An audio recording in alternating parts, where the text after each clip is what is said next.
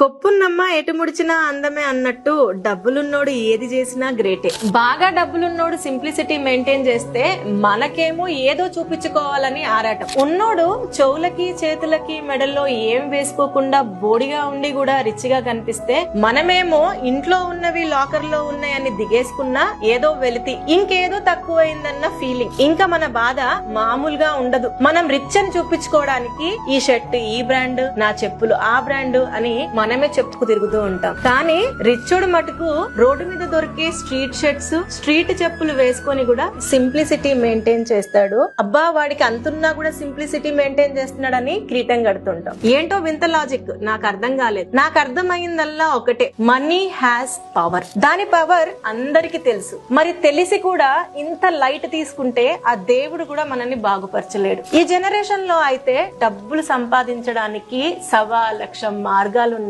కానీ మనకు కావాల్సిందల్లా ఆశ, ఆశయం. అరే అంతెందుకు, ఈ రోజుల్లో హ్యాపీగా ఇంట్లో కూర్చొని నీ కన్వీనియంట్ టైంలో కూడా నీకు కావాల్సిన ఫిగర్ లో డబ్బులు సంపాదించుకోవచ్చు. కానీ చేయాల్సిందల్లా టైం ని ప్రొడక్టివ్ వాటి మీద పెడితే గనక నీ యొక్క లైఫ్ స్టైల్ కంఫర్ట్ ని, లగ్జరీని 100% మార్చుకోవచ్చు. లేదు నేను ఇట్లానే ఉంటా అంటే నీ ఇష్టం.